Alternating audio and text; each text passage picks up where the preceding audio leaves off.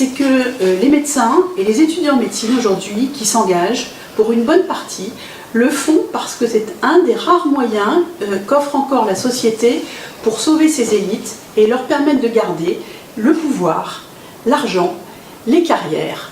Voilà, c'est la vocation médicale est très largement dévoyée pour en réalité être un strapontin et voilà, pour aller et une passerelle pour effectivement aller vers ceux qui veulent, c'est ce que j'appelle les sachants, les possédants, voilà, et ceux qui ont le pouvoir.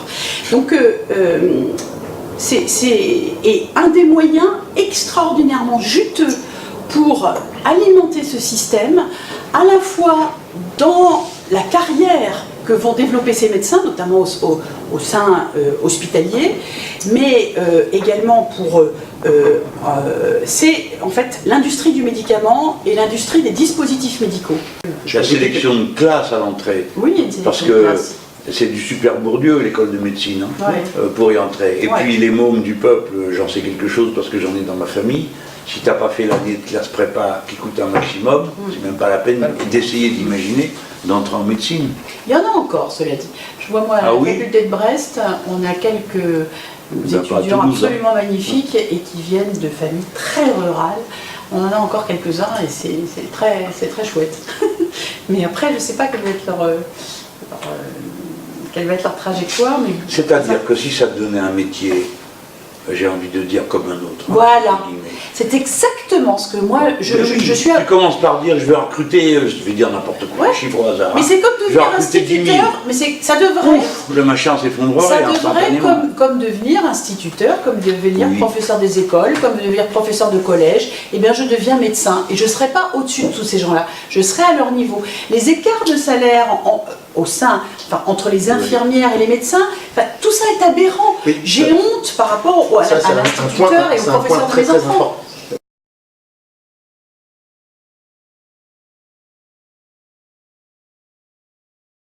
Et les médecins sont devenus, pour beaucoup, et notamment à l'hôpital, véritablement les hommes sandwich de cette logique-là. Et c'est très impressionnant, à tel point qu'aujourd'hui, un jeune médecin, un jeune étudiant en médecine, qui veut échapper à ce système, qui va faire de lui, qu'il le veuille ou non, un porte-parole et un homme sandwich de l'industrie pharmaceutique, ne peut plus aller travailler à l'hôpital, parce qu'il sera marginalisé. Et les médecins qui veulent s'en sortir, je peux très bien en parler, parce que c'est le cas de mes proches, vont choisir, et heureusement, et pour pas seulement ces raisons-là, la médecine générale ou la médecine rurale, parce que d'abord, les déserts médicaux sont absolument effrayants, et c'est là que peut s'exercer vraiment la vocation médicale, et l'envie de soins. Et la deuxième chose, c'est que c'est la seule façon, effectivement, d'échapper à un système qui ratisse et qui capte totalement la matière intellectuelle des médecins hospitaliers. C'est monstrueux ce qui se passe à l'hôpital. Monstrueux. Et on ne peut pas y échapper. Je vous ai parlé tout à l'heure d'une corruption, et je n'avais pas idée à quel point cette emprise était massive. Il y a un rapport de l'IRIGAS qui parle d'une influence systémique. Systémique. C'est ça. De la pharmaceutique, c'est-à-dire c'est pas seulement en un point du système. C'est pas un point belle fumier. Voilà. Influence systémique. C'est-à-dire du haut en bas, du simple prescripteur jusqu'à du simple prescripteur jusqu'à la grande ville, voilà. Jusqu'au décideur. Ouais.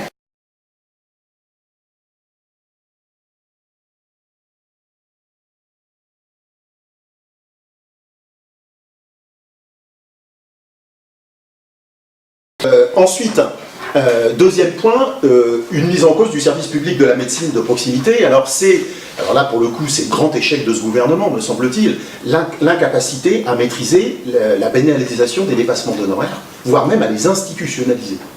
Et il faut savoir, les dépassements d'honoraires comptent beaucoup pour l'aggravation des restes à charge et sont un véritable cancer pour la solidarité devant les soins. Bien. Mais c'est aussi une mauvaise... Ça va de pair avec la pénurie organisée. Bien sûr, bien sûr.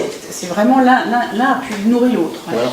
Une mauvaise répartition historique des médecins sur les territoires aiguisés donc par la crise de la démographie médicale, mais aussi, contrevenant tous les discours politiques, le déclin de la médecine générale.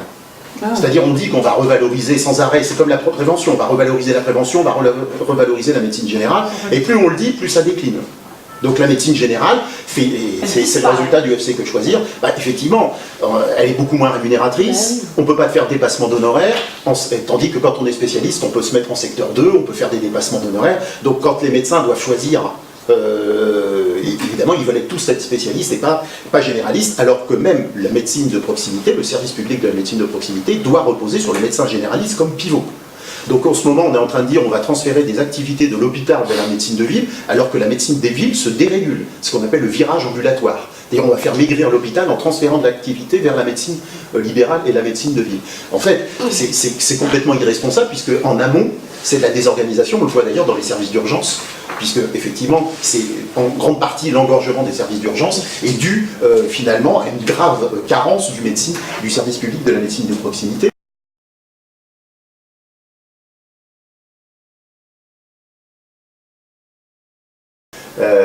Donc voilà, et effectivement, on a un vrai problème de représentation du corps médical en médecine de ville, parce que, en gros, c'est des syndicats qui sont très faibles et très divisés. Donc quand il y a des affaires des élections professionnelles, oui, mais ça traduit une surenchère autour de l'identité libérale de 1927.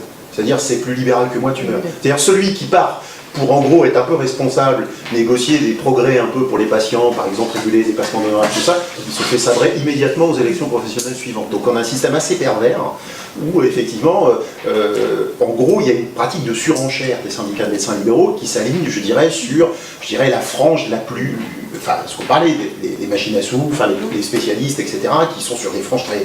C'est historique en France, hein, qui sont sur une position très libérale, enfin libérale pas au sens économique, les médecins libéraux ne sont pas libéraux au sens économique, ils détestent le libéralisme économique, sauf pour les autres. Ils sont payés par la Sécu. Ils sont payés par la Sécu, ils ont un monopole, enfin bon, etc. Donc c'est le contraire de la concurrence. Donc ils sont libéraux au sens des arts libéraux, mais pas du tout libéral au sens économique du terme, sauf pour les fonctionnaires. Bon, bref.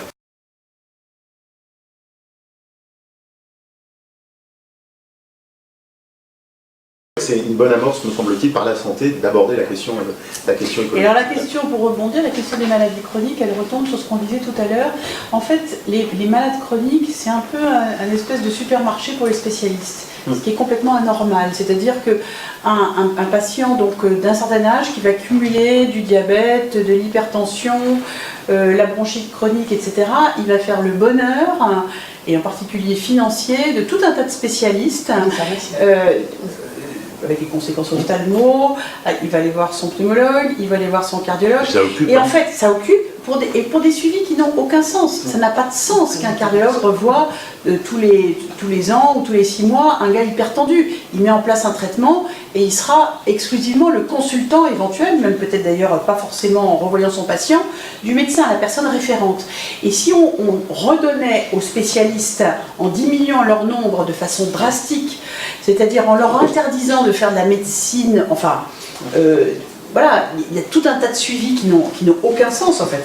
C'est le tiroir-caisse chez chaque spécialiste. Oui. Il faut recentrer. Mais les gens seraient très malheureux si on leur supprimait. Oui, mais pas le généraliste. Allez voir le spécialiste, c'est pas très efficace. C'est même souvent parce que vous vous retrouvez avec plusieurs ordonnances contradictoires avec des interactions médicamenteuses majeures parce qu'il n'y a pas de chef d'orchestre de ça. Vous avez plusieurs prescripteurs qui valent cher. Et puis alors, ce qui est en plus terrible, moi pour le savoir, parce que je donne des consultations avancées à l'hôpital de Carhaix, en centre-Bretagne, où le désert médical explose. Et donc les gens viennent me voir et me demandent, tant qu'on y est, de refaire toutes leurs ordonnances, parce qu'ils n'ont plus de médecin pour renouveler leur ordonnance. Donc ça devient absolument dantesque. Mais indépendamment de ça, effectivement les gens ont besoin qu'on s'occupe d'eux, donc ils vont voir des spécialistes. Ça coûte cher et surtout ça va aboutir à des prescriptions non coordonnées, inefficaces, avec des effets secondaires. Une autre façon de s'occuper des gens, c'est de favoriser effectivement des médecins généralistes mieux payés, de trouver un moyen effectivement pour qu'ils soient plus présents dans la ruralité, dans les déserts, mais il faut peut-être maintenant sortir de la conception du médecin de famille, jour et nuit, corvéable, jour et nuit, etc. Ça n'existe plus. Il faut trouver autre chose.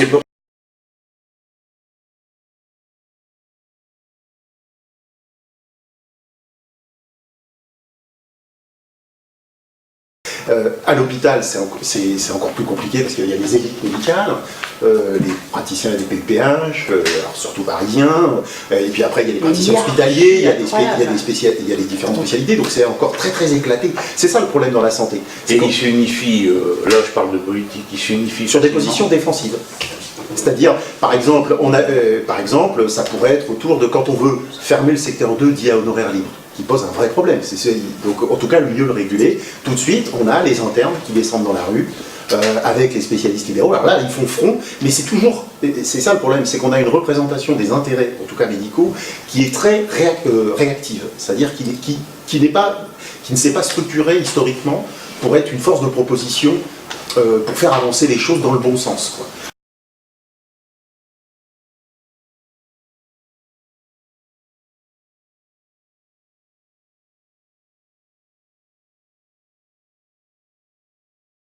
Pour dire le niveau de pourrissement quand même de nos élites médicales.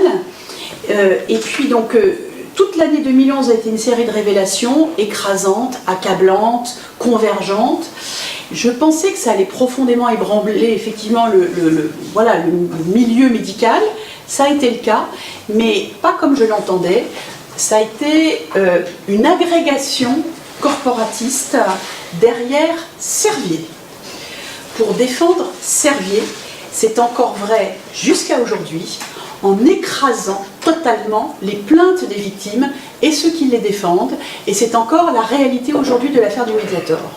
Pour moi, c'est l'Académie de médecine, les grandes sociétés savantes médicales, aujourd'hui, défendent pied à pied les intérêts du laboratoire Servier contre toute évidence scientifique, je dirais pénale, enfin juridique, judiciaire, même s'il n'y a pas eu encore aujourd'hui un procès pénal. Et pour moi, l'après-Mediator est ce qu'il y a de plus difficile à avaler.